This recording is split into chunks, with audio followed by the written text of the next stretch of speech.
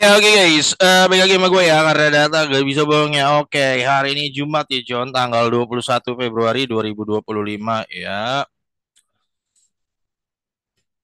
IHSG oke, naik tipis ya, tapi ya masih jatuhnya masih crash seperti kemarin. Ya oke, gue hari ini mau bahas soal ya deflationary spiral ya, spiral dan kita lagi berpotensi banget lagi di sini ya. Dan juga penjualan mobil Januari ini udah turun ya, turun sebesar 13%. Motor juga gue lihat turun, ya turun 5%. Dan juga adanya uh, ya subsidi BBM bakal dihapus ya 2027. Nah, dengan adanya berita-berita ini kita udah tahu arahnya ini kemana. Udah bisa dipredik ya.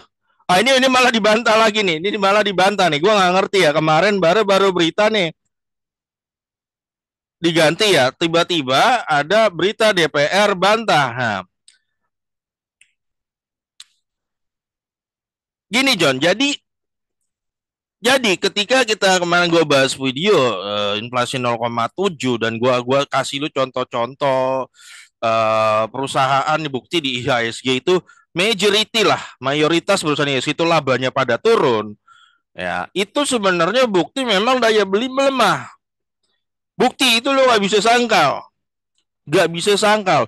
Ada yang bilang, wah jangan-jangan John datanya nih dimanipulasi BPS gini-gini. Ya mungkin gue nggak tahu ya apakah BPS itu bisa memanipulasi. Sumpah manipulasi pun, lu tidak akan bisa sangkal data begitu banyak laporan keuangan perusahaan di ISG itu pada turun. Itu tanda daya beli melemah. Ya, jangan-jangan mungkin manipulasinya sebenarnya udah deflasi secara year of year ya. Sebenarnya mungkin udah deflasi, kalaupun ada tuduhan orang-orang seperti itu ya. Tapi kalau lo mau nanya bener nggak kita terjadi daya beli melemah? Kalau menurut gua iya. Dan hal ini diperkuat juga hari ini gue baca penjualan mobil di Januari 2025 itu turun. Turun 13%. Maksudnya gede nih. Gede ya. Nah, gue konfirmasi juga penjualan motor turun juga nggak turun 5,9%. Artinya John kita udah bisa predik di 2025 ini ekonomi Indonesia gimana dan otomatis itu akan mempengaruhi harga saham. Kemarin ada yang nanya ke gue, John, mendingan lu bahas laporan keuangan aja, John, gini-gini. Bukan gitu, John. Maksud gue gini, kalau lo udah tahu daya beli di Januari aja udah lemah, ya kita udah bisa predik semua emiten lainnya itu cenderung akan mengalami stagnan atau turun. Sumpama yang berhasil naik itu dikit. Itu loh poin gua. Sehingga lo harus ngatur taktik lagi. Ya ngatur taktik jangan sampai. Sebenarnya gue udah ngomong ini tuh di bulan September lah apa Oktober tahun lalu, September mungkin ya. Udah karena itu udah bau-bau deflasi. Kalau udah deflasi ada yang nggak bener daya beli masyarakat. Dan semua persoalan ini hari ini John cuman bisa dipecahkan oleh pemerintah. Ya, lu mau berharap misalnya penjualan di satu emiten itu bisa naik ya? Gimana dia bisa naik kalau daya belinya lemah? Gimana daya beli masyarakat bisa menguat kalau maaf ya pejabat yang terkait terus menerus pikirannya menarik opeti, menarik terus daya beli dari rakyat dengan apapun yang dia sebut keadilan itulah. Sebenarnya keadilan versinya itu masih bisa diperdebatkan itu. Masih bisa. Ya. Apapun yang dia bilang itu versi keadilan dia terus tarik, belum lagi cut subsidi katanya oh subsidi ini yang terima nih oh banyak kan bukan subsidi gas melon nih yang terima nih kebanyakan bukan orang-orang yang miskin nih wah kita harus segera potong ya padahal pas kalau potong juga duitnya nanti juga nggak tahu buat apa juga seperti itu kan hilang juga seperti itu loh maksud gua. Nah kalau berpikir nah, nanti UKT kita potong lagi dana pendidikan itu wajar kalau lu lihat ya mahasiswa itu pada marah ya karena sebenarnya udah dari tahun lalu itu ya itu biaya kuliah tuh mahal banget John ya gue punya murid dari UI 17 juta gila gue bilang ortu lu gempor-gemporan ya gue bilang lu negeri bisa kuliah 17 juta ya gila ya gue bilangnya itu banyak yang marah karena dia marah bayarnya mahal dan tambah isu lagi dengan efisiensi anggaran pasti UKT-nya naik lagi itu di pikiran gue aja John daya beli pasti makin lemah Gue nggak tahu siapa mastermind di balik ini ya, John ya. Mastermindnya ini orang yang bertanggung jawab di ekonominya ini. Apakah CEO negara ini nomor satu ya, itu tahu atau ini kerjaannya orang lain, pejabat yang lain gitu loh. Gua nggak tahu ya. Yang konon katanya orang-orang bilang ini ada proksinya IMF nih, John. Nah, apakah itu gua nggak tahu. Apakah dua-duanya sama-sama tahu? Gua nggak tahu juga, John ya. Tapi yang jelas ini secara terstruktur, John, melemahkan ekonomi. Apa ini sengaja atau enggak? Gua nggak tahu. Ya. Tapi ini sistematis kayaknya memang mau dilemahkan Indonesia ini ya. Ya, secara sistematis menurut. Tapi apakah ini sengaja? Nah ini yang gue nggak tahu John, sengaja atau enggak. Ya. Kenapa? Karena kalau kita lihat hari ini Joni, Singapura baru kasih kasih berita potong pajak. Ya. Ini berita baru nih John, sampai 60% ya PPh itu ya. Ya. Singapura diskon pajak sampai potong pajak 60%. Berita baru nih tuh hari. Ya. Semua negara gue perhatiin pada bisa, tapi negara kita doang nggak bisa. Bukan nggak bisa, memang nggak mau dibikin nggak dibisa-bisain gitu. Ya. Nah, belum lagi kemarin gue tambah dengar berita. Nah, jadi gini fix dulu ya John. Oke, fix dulu. Gue kasih tahu dengan lu nggak perlu pinter untuk tahu ketika penjualan mobil dan motor turun, otomatis lu nggak perlu pinter nih John ya. Lu tahu kan kalau orang beli mobil atau motor pasti kebutuhan pribadinya udah tercukupi dulu. Lu nggak perlu pinter pahamin gini, betul ya. Ketika dia ada duit lebih baru dia beli mobil atau beli motor. Sepakat ya. Nah, ketika lu melihat ada tanda turun 13,9% dan penjualan motor minus 5,9, lu udah tahu di Januari 2025 daya beli kita turun. Jadi orang kalau yang lebihan duit itu makin sedikit sehingga dia makin gak beli beginian motor. Coba lu berpikir kalau ketika perusahaan motor dan mobil penjualannya menurun, gue tanya sama lu, itu perusahaan makin rajin rekrut karyawan baru atau jangan-jangan pecat karyawan ya? Gue nanya, pecat karyawan. Ya. Ketika nanti dia pecat karyawan banyak kan, karena daya beli tidak membaik. Nanti lama-lama daya beli bakal makin turun. Ini nggak perlu jenius John. Daya beli makin turun karena banyak yang dipecat ya. Perusahaan juga ngurangin produksi seperti itu. Nanti takutnya kita masuk apa yang kita nanti gue mau bahas nih, deflation spiral. Ya, deflationary spiral lah atau apapun namanya, pokoknya spiral deflasi ini yang ngeri ya. Ada kita lagi arah ke situ nggak John? Berpotensi. Menurut gue berpotensi. Karena kalau gue lihat dari statement maaf ya pejabat-pejabatnya, tiba-tiba kemarin bunyi, wah nggak ada lagi BBM subsidi 2027 ya. Konon asumsinya keadilan supaya rakyat, tadi sih gue udah baca beritanya, intinya nanti subsidinya itu dihapus, kasih aja BLT langsung masuk ke rakyat miskin. Nah, seperti itu. John, konsep keadilan gini gue nggak setuju. Kenapa? Setelah gue melihat pola di negara Arab Saudi dan negara-negara Arab Teluk ya. Di negara Arab Teluk, kenapa gue nggak setuju sama konsep seperti ini ya, John? Konsep keadilan yang katanya orang kaya dan menengah harus mensubsidi orang bawah. Kenapa gue nggak setuju gitu? Karena ini sifat konsep seperti keadilan ini sifatnya destruktif, John. Kenapa? Gue perhatikan di negara Arab ya, negara Teluk. Kenapa mereka bisa kaya? Karena mereka konsep keadilannya beda. Beda. Di negara Arab, contoh di Saudi dan di Uni Emirat Arab, lu mau miskin, mau menengah, mau kaya sama. Lu, kalau raja bilang lu nggak bayar pajak, semua nggak bayar pajak. Mau lu miskin, mau lu menengah, mau lu kaya, lu nggak bayar pajak. Adil, adil, adil John. Kenapa? Ya semua sama. Ini kan semua rakyat. Ya, miskin, menengah, kaya tidak bayar pajak. Nah, kalau di kita cenderung yang berkuasain ya siapapun itu, siapapun aktor di baliknya, dia berpendapat bahwa kaya dan menengah ini harus mensubsidi untuk si ini. Masalahnya standarnya lu tahu dari mana? Si ini nggak susah, si menengah itu dia nggak tahu juga. Seperti itu. Nah, kalau gue lebih setuju konsep keadilan yang versi di negara-negara Arab Teluk ya, seperti Arab Saudi dan Uni Emirat Arab. Kenapa? Karena ketika orang miskin dan menengah diperlakukan sama, mereka merasa adil. Nah, jadi yang miskin ini merasa termotivasi ya jadi kan negaranya berdasarkan meritokrasi ya, berdasarkan merit lo. Dia termotivasi untuk menjadi kaya. Ya, karena dia tahu menengah dan kaya sama-sama tidak dipajakin. Ya kalau ada mungkin kecil ya. Ya. Nah, kalau menurut gue yang benar konsep keadilan seperti ini yang diterapkan Jaji Rap. Tapi kalau di kita di Indo,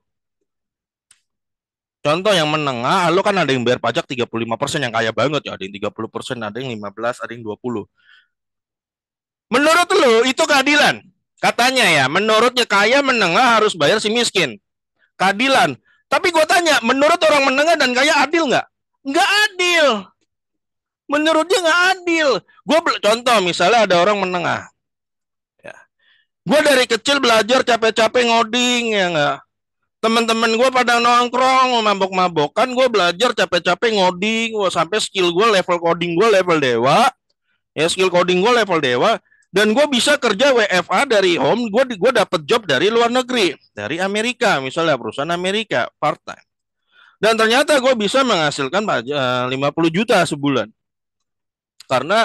karena gue udah ngorbanin waktu gue capek-capek belajar seperti itu. Tiba-tiba gara-gara gue penghasilan 50 juta sebulan, kalau nggak salah 500 nih, gue lupa lah karena 30 apa 25% gitu pajaknya. Kita lihat dulu dah layer. Tunggu. Layer PPH Indonesia. Tunggu. Layernya. Gue gak lupa lah Jonya, kita anggaplah 30%. Ya, 25 ya 30% lah. Karena dia penghasilan 50 juta sebulan, berarti per tahun dia harus dapat 600 juta sebulan ya. Ya anggaplah kita 30%.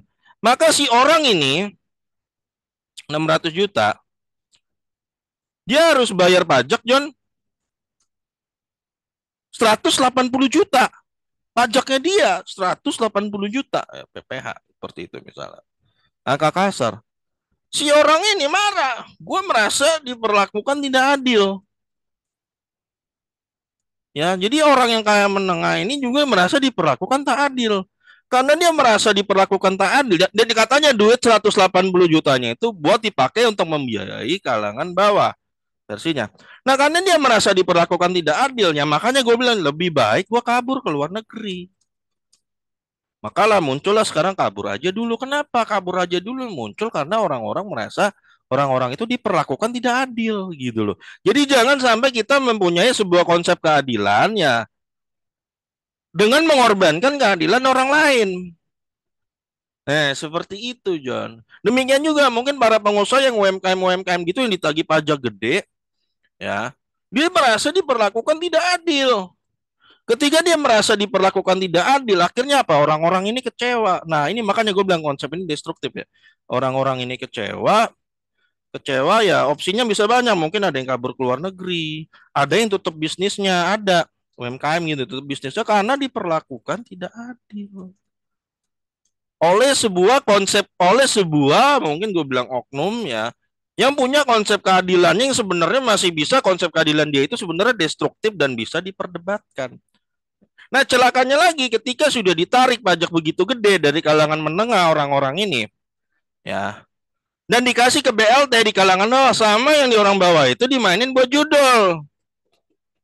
Akhirnya, akhirnya apa yang terjadi, John? Kalau yang miskin dia tidak termotivasi untuk mengupgrade diri karena dia akan bilang wah nyantai aja nanti gue dapat BLT ya. Yang menengah diperlakukan tidak adil, ya, sehingga makin malas dia ekspansi usahanya, ya nggak, makin males dia ekspansi dirinya dan beberapa mungkin sudah kabur ke luar negeri gitu ya kabur aja dulu. Yang atas juga makin males. Yang atas dia segera pindahin hartanya ke luar negeri. Nah, akhirnya konsep destruktif ini harusnya duit-duit orang ini dibelanjakan di Indonesia. Akhirnya karena dia kabur pada ke luar negeri gitu kan merasa tidak adil.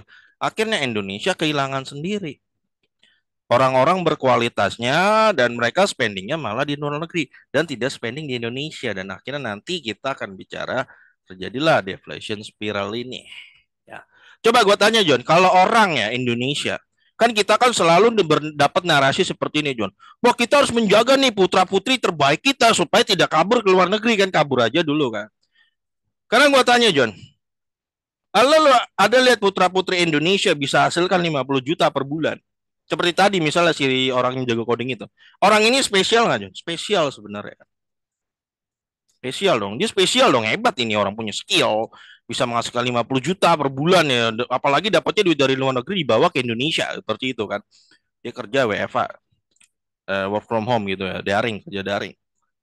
Tapi ketika orang ini lu malah tekan dan anggap seperti penjahat ya. Lu kejar-kejar seperti itu ya. Dan dia harus bayar pajak 30-35%. Orang ini merasa tidak adil. Padahal ini orang yang skillnya spesial. Ya.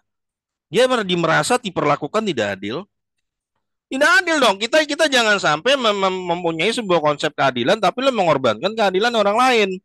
Ya, dia merasa diperlakukan tidak adil dan dia berkata, gue lebih baik di luar negeri aja kalau gitu. Gue diperas dia bilang. Dia marah karena dia juga merasa diperlakukan tak adil. Nah gitu John, konsep ini akhirnya kalau kita masih terus ngotot ada kan konsep keadilan yang seperti ini ya, bahwa menengah dan kaya lo harus subsidi, di miskin lo harus lo tagih dari atas ya, dia akan kabur. Semua orang ini lama-lama kabur. Putra putri terbaik Indonesia akan kabur dari Indonesia lama-lama, nanti kita akan masuk ke sini. Nah ini yang mau gue bahas ya. Panjang ya, panjang. Kita udah kebaca kok John, kalau dibilang 2027 kalau nanti ini kita kebaca nih. 2027 kalau benar jadi subsidi BBM dicabut, ini daya beli makin makin melemah, orang bakal bahkan males bikin usaha ya. Sehingga nanti konsep ini akan suicide sendiri ke pemerintah, ke negara. Ya. Ini kalau emang jadi nih, kalau emang jadi. Ya, tapi ini tiba-tiba dibantah nih. Komisi 12 DPR tepis katanya tak ada wacana hapus BBM subsidi. Ya, tapi kemarin salah satu menteri juga berkata katanya bakal mau subsidi. Jadi gini John, kan mas seperti yang gue udah bilang ya. Saham itu terkait erat dengan daya beli John. Saham. Termasuk lu mau buka usaha pun ya John. Waktu tahun lalu gue udah sempet bilang, mungkin September Oktober gue bilang, lu adalah bunuh diri, lu buka usaha, di daya beli melemah. Mending lu tidur, gue bilang gitu ya. Mending lu tidur. Kenapa? Karena ketika buka lo nggak ada yang beli dan lo apalagi buka lo hasil dari ngutang bank, yang ada lo cuman boncos. Ya, yang beli nggak ada, tapi bunga bank tetap jalan. Bangkrutnya lo bangkrut. Gue punya kenalan John, beberapa John. Demi ngutang di bank dia nggak nyangka. Nah, gara-gara gini loh. Gara-gara lo tidak bisa menganalisa kebijakan pemerintah, akhirnya lo jadi boncos sendiri. Betul nggak? Karena lo berpikir kalau gue minjem duit di bank buka usaha pasti laku. Lu pikirnya ini zaman SBY, Pak SBY. Zaman Pak SBY money supply 15% per tahun, orang daya beli kuat. Lu jualan apa aja laku. Nah kemarin juga ingat ya, waktu itu kan di Lebaran tahun lalu kan, orang biasanya berpikir kan kalau Lebaran rame ya. Nah banyak tuh bos-bos tanah abang yang dulu ngira dia gagal, nggak tahu, nggak menganalisa kebijakan pemerintah seperti itu kan. Dia berpikirnya mungkin ini sama seperti zaman PSBY dulu. Lu buka ruko aja banyak-banyak di Tanah Abang gitu. Pas mau lebaran lu pasti balik modal, dia pinjam utang di bank. Ternyata tahun lalu John sepi, boncos dia sampai sakit. Sakit karena dia ngutang ngebang. Ngutang karena dia pikir bakal sama. Nah, sekarang dengan kita lihat selalu berpikir narasinya selalu keluarnya sama. Kita udah bisa tebak sampai 2029 nih pasti bakal melemah. Kecuali ada gebrakan dadakan, pajak dipotong, semua dipotong, bahkan mungkin proksinya IMF juga di kick.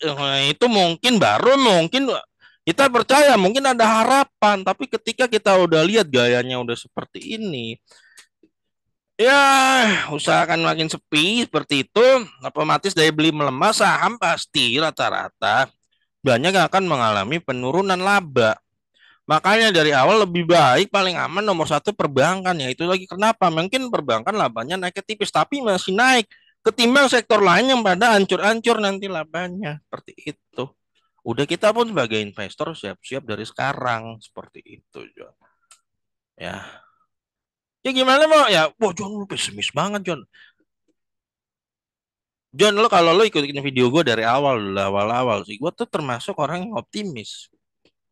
Ya, tapi kalau kalau kita dihadapkan pada sebuah Maaf ya, apa istilahnya? Dibilang inflasi 0,7% adalah suatu yang bikin prestasi bangga.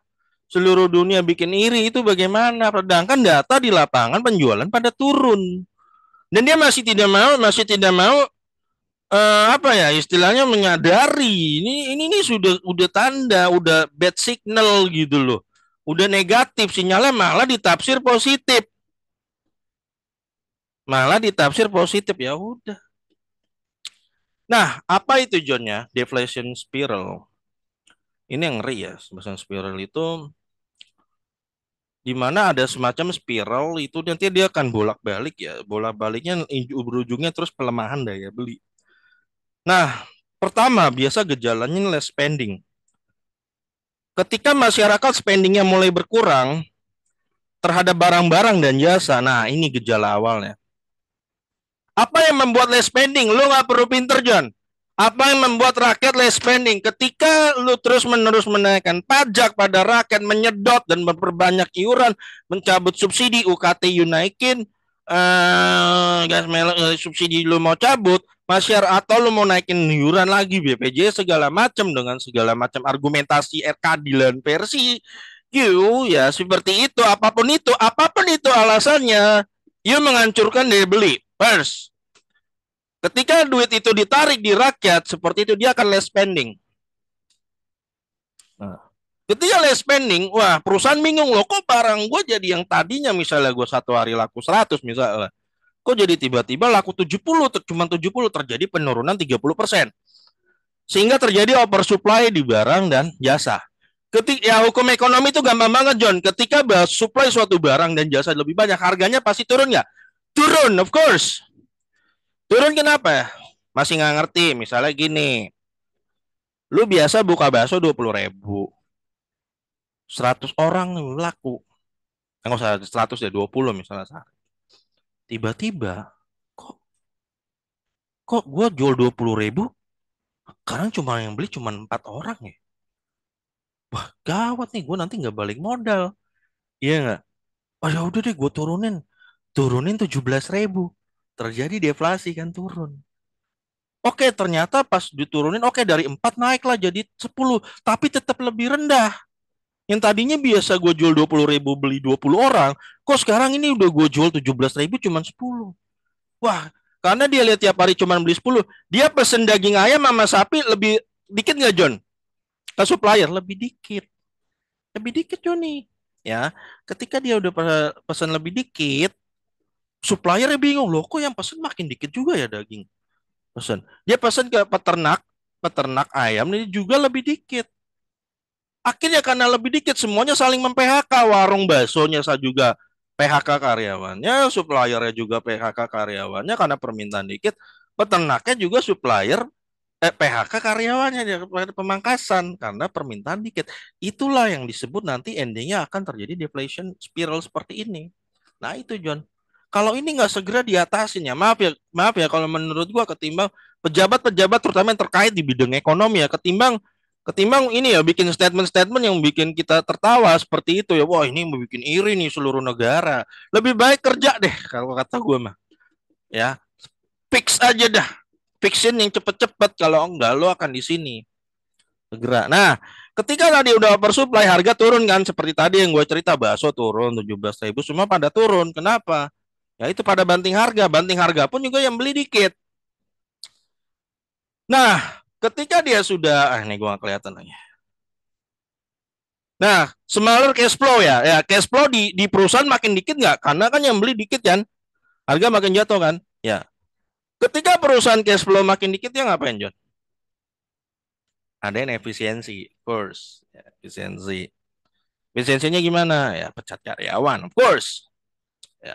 Ya, ya karena efisiensi, profit makin dikit dia pecat karyawan di sini reduction ya. Ada karyawan layoff ya begini-begini.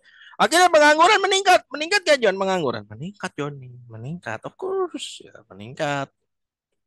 Ya, ketika pengangguran meningkat, makin sepi lagi nggak penjualan? Makin sepi lagi Johnny.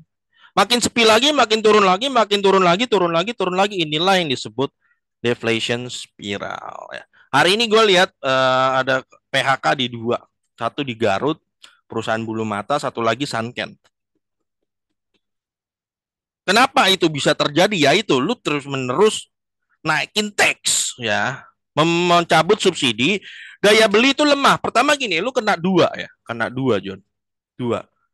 Pertama dari sisi pembelinya, pembeli daya belinya, lu ketinggalan terus menaikkan itu, orang makin gak punya duit dipegang.